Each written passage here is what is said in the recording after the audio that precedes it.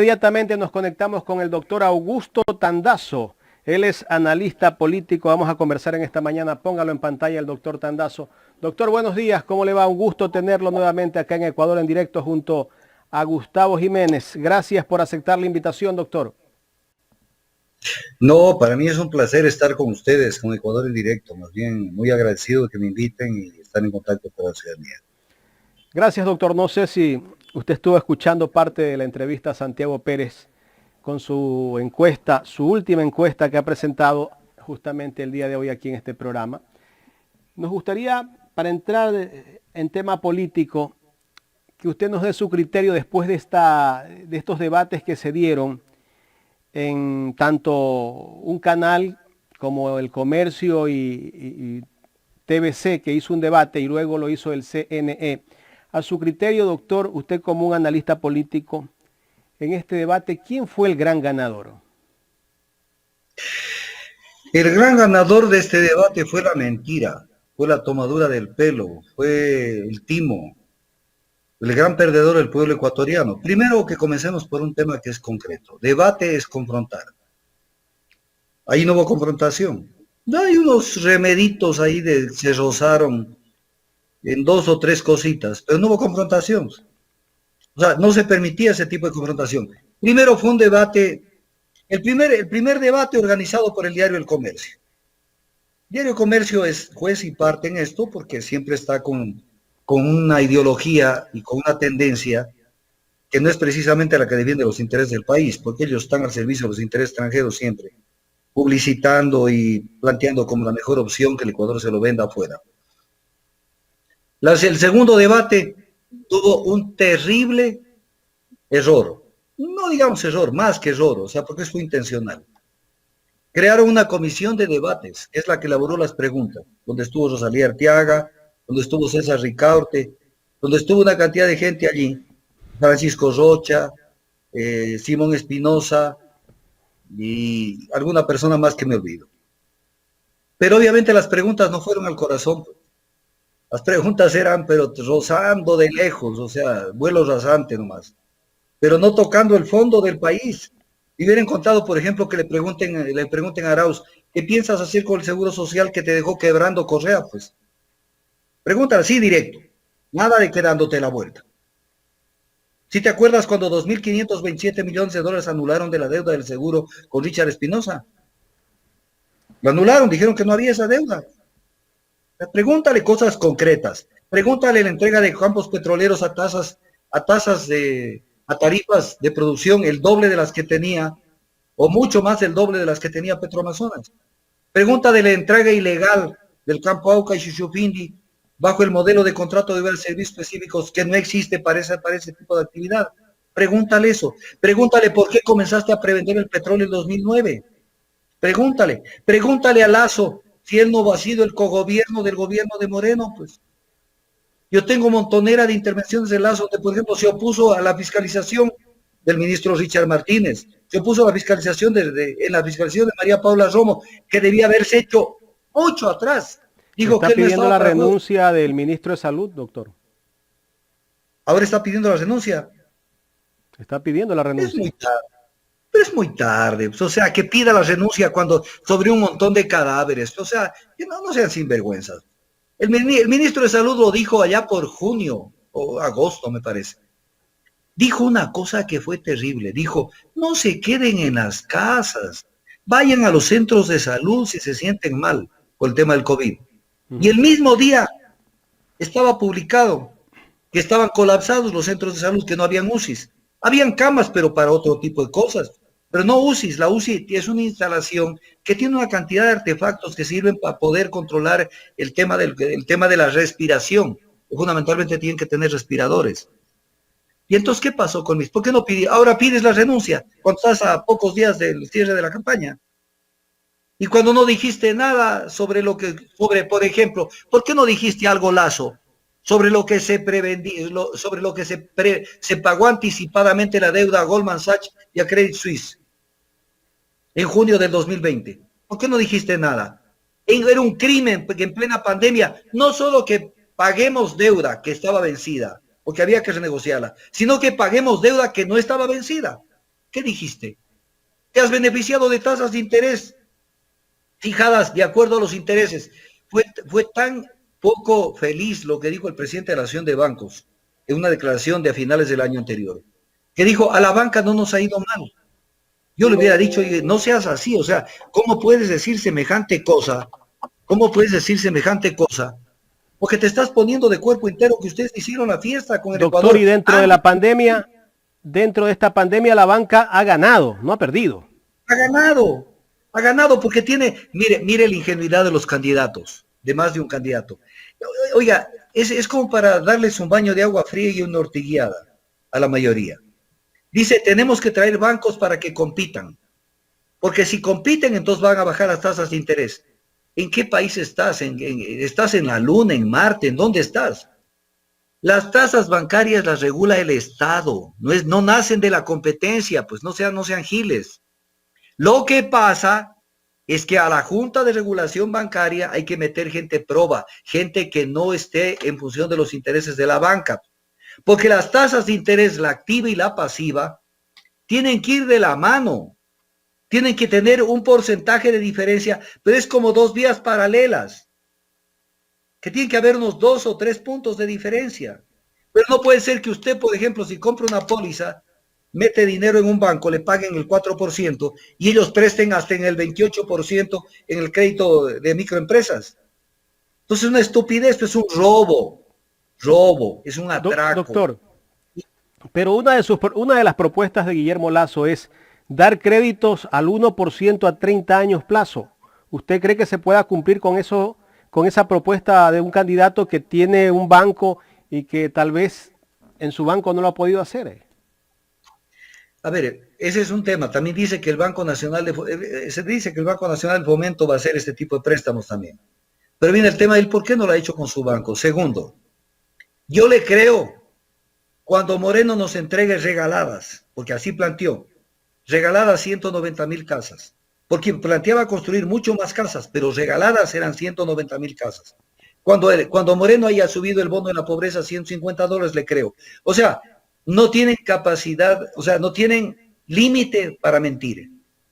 Entonces todo el mundo es una campaña de quién miente más, pero nadie aterriza en los verdaderos problemas del Ecuador. Los verdaderos problemas del Ecuador es, por ejemplo, 339 de la Constitución. Inversión extranjera, inversión nacional. ¿Por cuál de las dos te vas? La mayoría se van por la inversión extranjera. La inversión extranjera es el cuento de la patria, porque por ahí se mete la inversión y succiona la economía, nos dejan sin ahorro interno. Este país no hemos crecido desde adentro, no hemos apuntalado la economía desde adentro. Voy a poner un ejemplo para que se me entienda. Por ejemplo, tenemos una cantidad de empresas nacionales de mucha experiencia, porque tienen técnicos de súper buen nivel, de lo mejor del mundo, y no estoy exagerando. Y tienen que ellos ser subcontratados por las empresas petroleras para hacer un trabajo que ellos lo pueden hacer directamente. Vamos a poner un ejemplo no consentido. Que yo fuera presidente de la República. Yo lo llamo a Petroamazonas y le digo, no me vuelvas a contratar esto con empresas de afuera, porque mira el caso Cóndor, voy a poner un ejemplo con nombre y apellido. Caso Cóndor contrató con Certecpec, con Dinadril, con una cantidad de empresas, cobró la plata del Estado y les debe a los nacionales. Aparte de que los utiliza, los quiebra. Entonces, no entienden cómo hay que manejarlo al país. No es que lo extranjero es la panacea.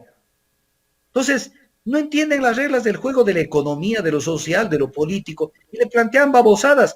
En ese debate se oyó hablar barbaridades como los jueces sin rostro. Jueces sin rostro, ¿cómo? ¿Y cómo tener? Y que entonces votamos al tarro de la basura el derecho de recusación de un juez. O sea, porque no sabemos quién es. ¿Quién sabe si es conocido, es amigo o tiene intereses cruzados con la otra parte?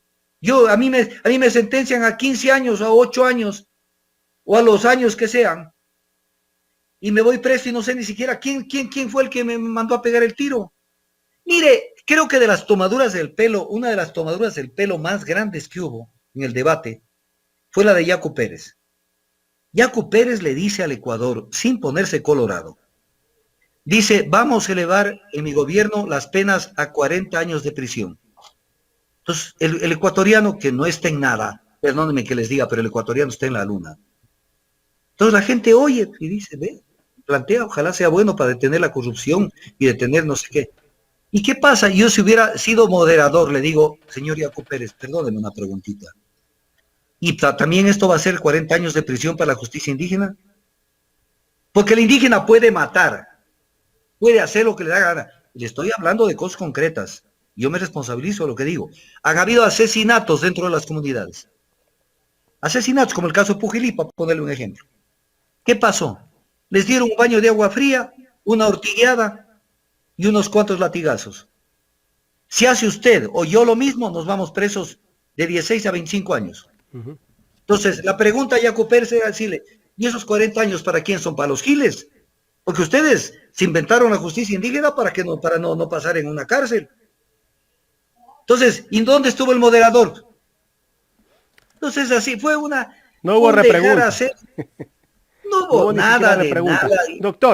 Doctor, bueno, este diálogo lo continúa mi compañero Gustavo Jiménez desde Exteriores, pero antes quiero dar a conocer una noticia que en Guayaquil ha ocurrido un asesinato al presentador y actor de televisión Efraín Ruales. Hace pocos minutos fue asesinado por cerca de la avenida Juan Tancamarengo, o en la avenida Juan Tancamarengo, aquí en la ciudad de Guayaquil. Gustavo. Terrible lo que acabas de decir, Jaime, no puedo creerlo. Terrible. Bueno, vamos a ampliar más esa información. Sería bueno tener más información al respecto, Jaime. Doctor Tandazo, buenos días. Lo he escuchado argumentar respecto al debate y coincido con usted de que eso no fue un debate, definitivamente. Tampoco hay que confundir entre lo que es el concepto de un debate y lo que es una entrevista en particular con cada uno de los candidatos. Si bien es cierto, no hubo repreguntas y no hubo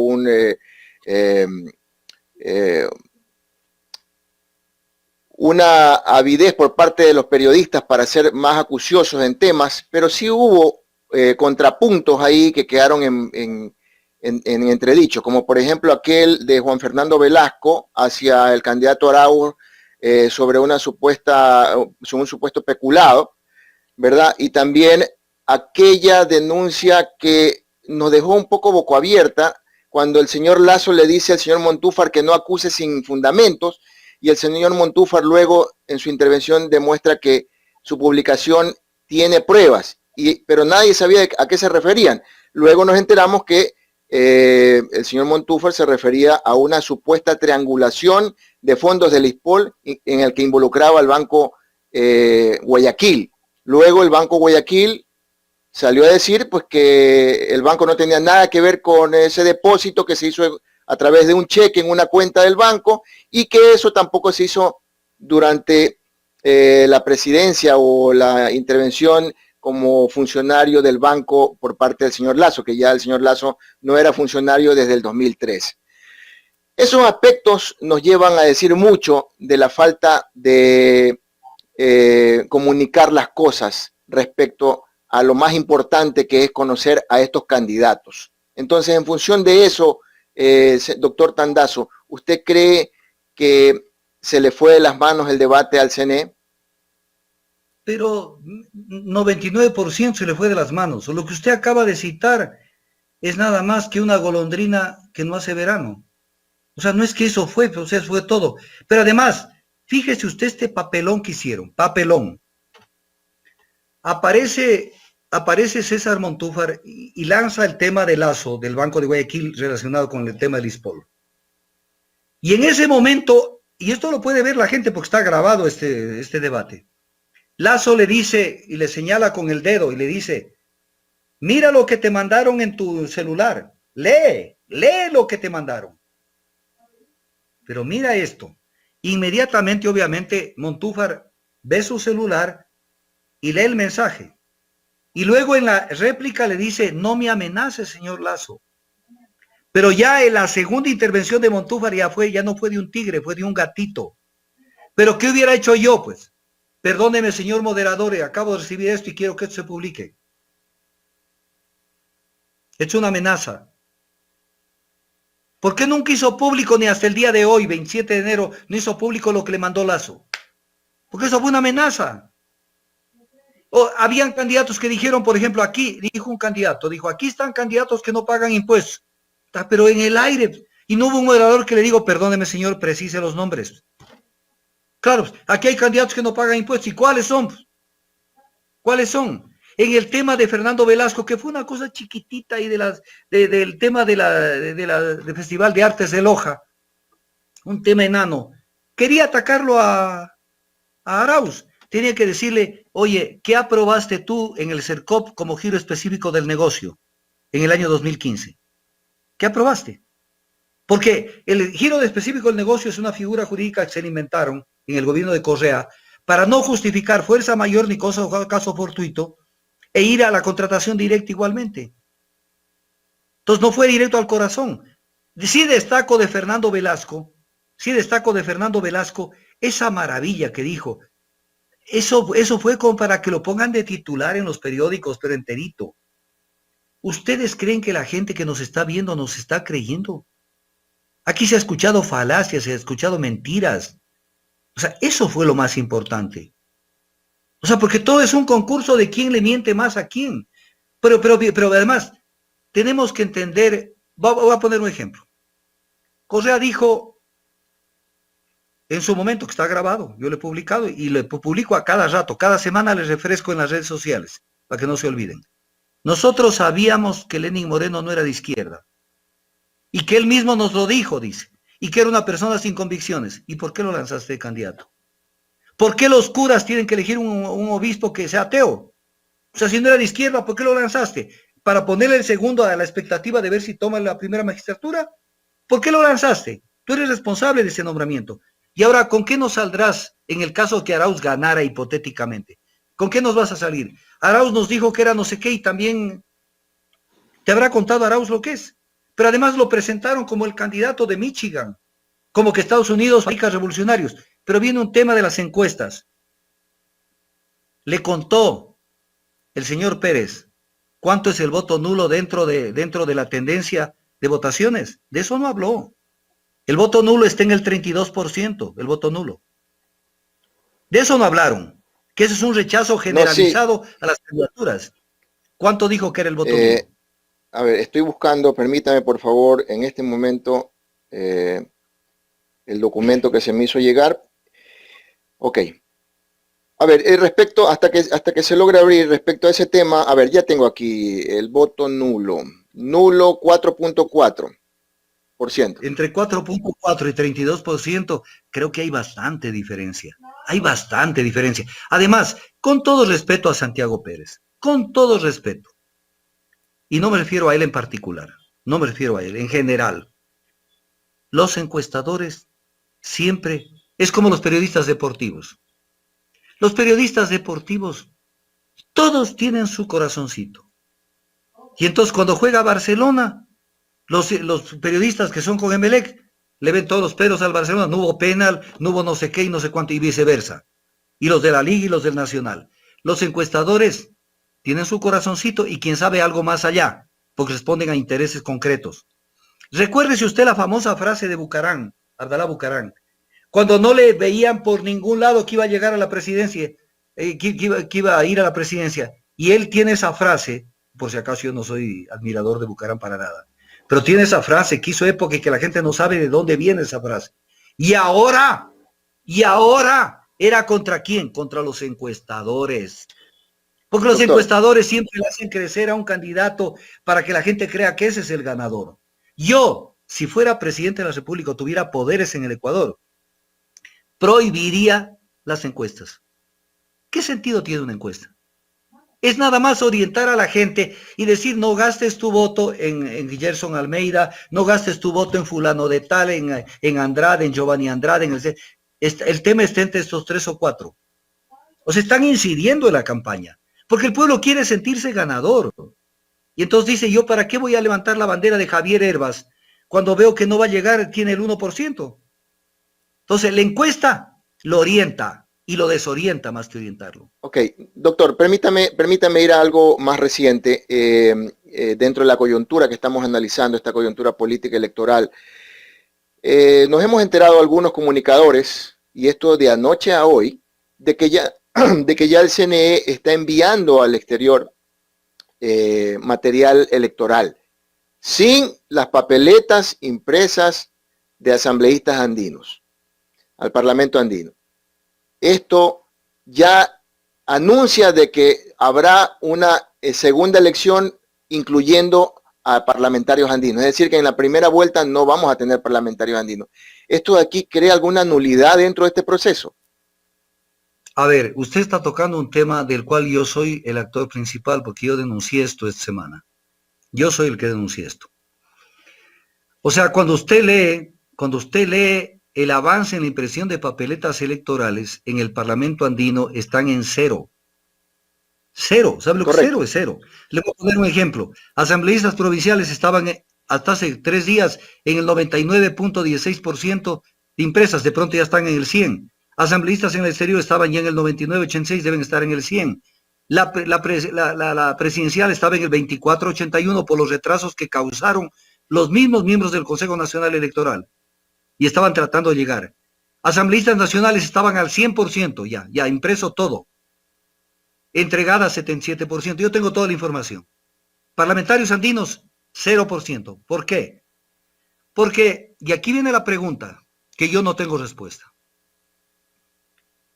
El Consejo Nacional Electoral le obliga por sentencia el 30 de octubre a que le reciba las candidaturas respecto de toda la convocatoria de elecciones a justicia social. ¿Y qué es lo que hace el Consejo Nacional Electoral? Solamente permite la participación de justicia social con candidatos al Parlamento andino. Entonces viene el tema, por querer arreglar el tema le embarraron, porque con los recursos, objeciones, tiempos, ¿no ve que no han tenido el mismo tiempo para hacer campaña electoral, por ejemplo, los parlamentarios andinos de justicia social? ¿Qué es lo que pasa? Que le están complicando el tema porque no está cerrado el tema de los mismos son los candidatos a parlamentarios andinos. Porque ahí puede haber una papeleta más, la número 17. Entonces viene el tema, ¿qué es lo que dijo el Consejo Nacional Electoral? Y esto está en el diario Primicias. Una de las opciones que se analiza en el Consejo Nacional Electoral es mover la elección de parlamentarios andinos para la segunda vuelta electoral el 11 de abril. Y eso no se puede. Entonces viene el tema, por la duda que yo creaba. Lo hicieron a propósito de esta calificación, de esta facilitación de inscripción de candidatos a parlamentarios andinos de justicia social, o lo hicieron de pendejos, perdónenme la palabra tan gruesa. Porque con esto nulitan las elecciones. El artículo 89 del Código de la Democracia, Ley Orgánica Electoral, dice, y en derecho público solo se puede hacer lo que esté escrito, no se puede interpretar. Si alguien dice que los días lunes nos pongamos traje negro, hay que ponerse traje negro. Es que el negro es bien parecido al azul. No, negro. Dice el 89, las elecciones se realizarán cada 4 años para elegir en el mismo día. No dice cuando me dé la gana al Consejo Nacional Electoral. En el mismo día, presidente y vicepresidente de la República, miembros de la Asamblea Nacional y representantes al Parlamento andino. Y el artículo 143 del mismo Código de la Democracia dice que se declarará la nulidad de las votaciones en los siguientes casos, si se hubiera realizado en un día y hora distintos al señalado en la convocatoria. Entonces, no es que, por ejemplo, no se hace la elección de parlamentario andino y lo hacemos en la segunda vuelta. Primero hay un tema, que es posible que así sea, pero es una posibilidad. ¿Cómo es que el Consejo Nacional Electoral sabe que va a haber segunda vuelta? ¿Qué saben? Ellos tienen la bolita mágica. Vamos a poner un ejemplo no consentido, que hay una sola vuelta electoral y que en la primera nos quedamos sin parlamentarios andinos. Nos quedamos sin parlamentarios andinos. Porque además, ¿en qué norma dice porque el artículo que facilita el tema de la segunda vuelta electoral es el inciso segundo del artículo 89 del Código de la Democracia, en donde dice que en el caso de que no se haya obtenido una diferencia de más de 10 puntos y el que tenga no tenga más de 40% y habrá una segunda vuelta. O sea, en otras palabras, segunda vuelta solamente es para presidente y vicepresidente de la República. No puede ser para parlamentarios andinos. Y si esto no se realiza el 7 de febrero, todo sencillamente es nulo todas las elecciones, porque arrastra la nulidad el no haberse electo a los parlamentarios andinos. Y que no aparezcan los doctor, sapos de la Grecia. Sí. Y existiría la posibilidad de que de pronto en un porcentaje no menor al 60% en el país no se dé la elección a parlamentarios andinos y en un 60% sí, ¿se puede dar en una segunda vuelta o no? Definitivamente eso es nulidad.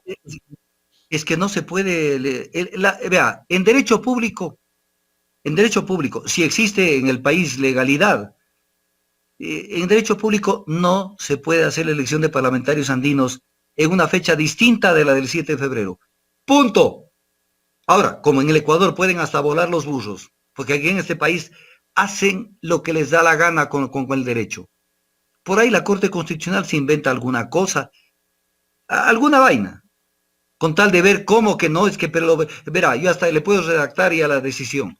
Es que lo más importante de una democracia son las elecciones y hay que precautelar el derecho básico del ciudadano de ser electo, de ser elegido o de elegir y no sé qué, y que por lo tanto el principio básico de la democracia se lo tiene que respetar y que hay que elegir.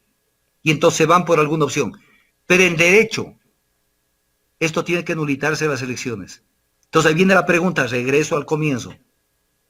El Consejo Nacional Electoral, cuando garantizó la participación de justicia social con candidatos a Parlamento andino, ¿se dio cuenta en lo que se estaba metiendo? ¿Lo hizo a propósito o realmente están en la luna? Porque allí se complicaron, y eso es hace poquito nomás que permiten la participación de justicia social. Entonces, si no avanzan, en el caso que no avancen, las elecciones son nulas, se acabó. No hay nada que hacer. Que le diga lo que, porque siempre hay analistas que son analistas que están al servicio de lo que le pregunte el medio. Aparecerá en El Comercio, en El Universo, en una cantidad de medios. Gente que le diga, no, si es factible y comienzan ahí a elucubrar y a hacer un ejercicio de prestidigitación para ver cómo le encuentran una salida. Aquí no hay salida. Tiene que elegirse el mismo día o no se eligen los candidatos, se acabó. No hay papeletas de parlamentarios andinos. No se eligen. Pero además, imagínese usted este país, o sea, ya es el colmo. Un país con un Consejo Nacional Electoral destituido, con miembros del Tribunal Contencioso Electoral que han pedido vacaciones, como Arturo Cabrera y Joaquín Viteri Yanga, para no formalizar y poner en firme la destitución, que son los que van a contar los votos. Y con un error adicional que no le hemos hablado, que también lo denuncié yo. Hasta el día 24 de enero, domingo 24 de enero, este domingo, estaba publicado en la página del Consejo Nacional Electoral los planes de gobierno de los binomios presidenciales. Y estaba publicado hasta el viernes, hasta el domingo, el plan de gobierno de Arauz y Rafael Correa. Yo tengo la captura de la pantalla y la tengo, pero recontra, aquí está el disco duro donde tengo todo. ¿Sí? Y entonces viene el tema.